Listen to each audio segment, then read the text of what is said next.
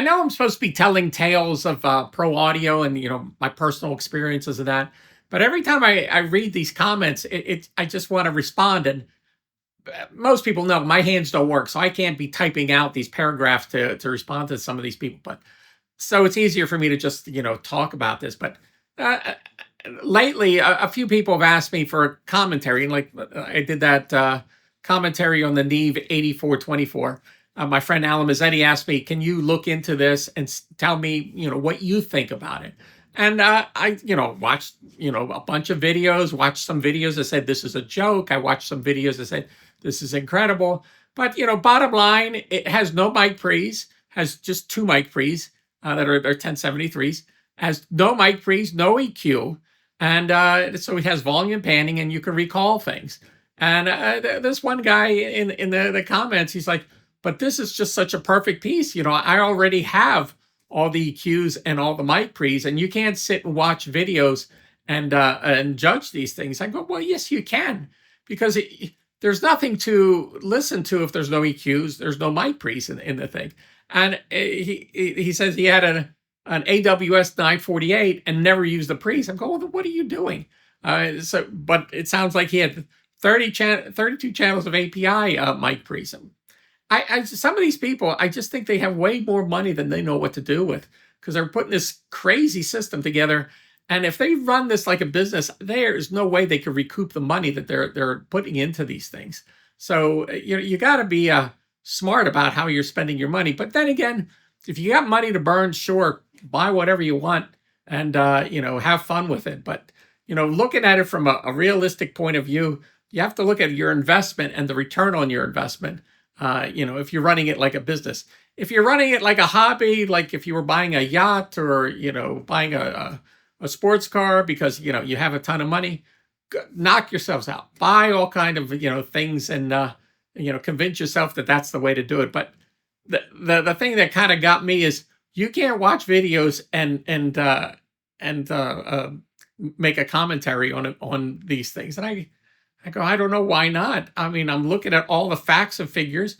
I'm looking at other people's opinions to see what they're saying about, and I'm not looking for an opinion on the sound. I'm looking at an opinion on how does this thing work? How does it, how is it put together? Does it do what it says it's going to do?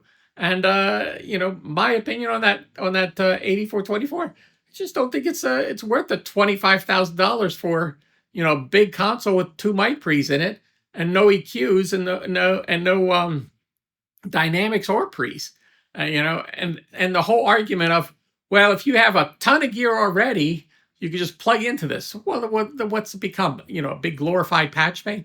Okay, yeah, it does have faders on it, and you can pan. So when you recall, you can recall the faders and the pans, but go get yourself a control surface. And that's the other thing. It says it's a control surface. Well, how is it a control surface? Is it through Ethernet? Is it through Yukon, or is it through the Mackie thing, which the resolution on the Mackie is not as good as what the Yukon is?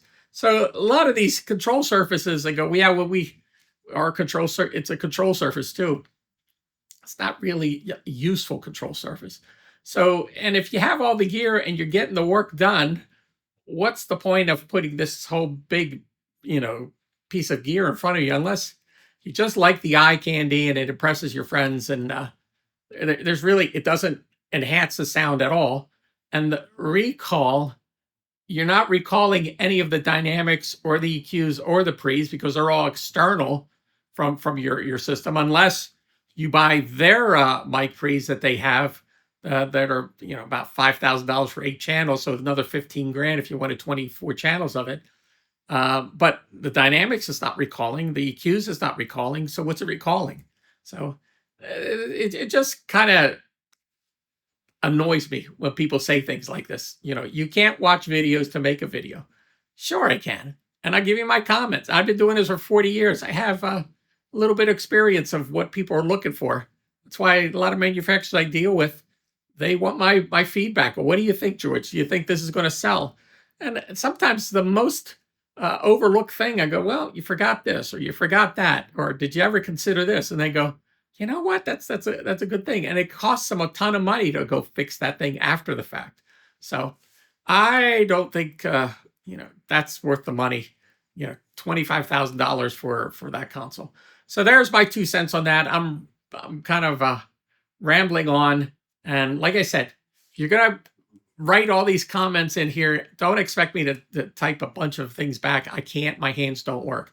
It's going to come back in a video, and I hope everybody finds it useful, and I hope I'm not annoying anybody. But there you go.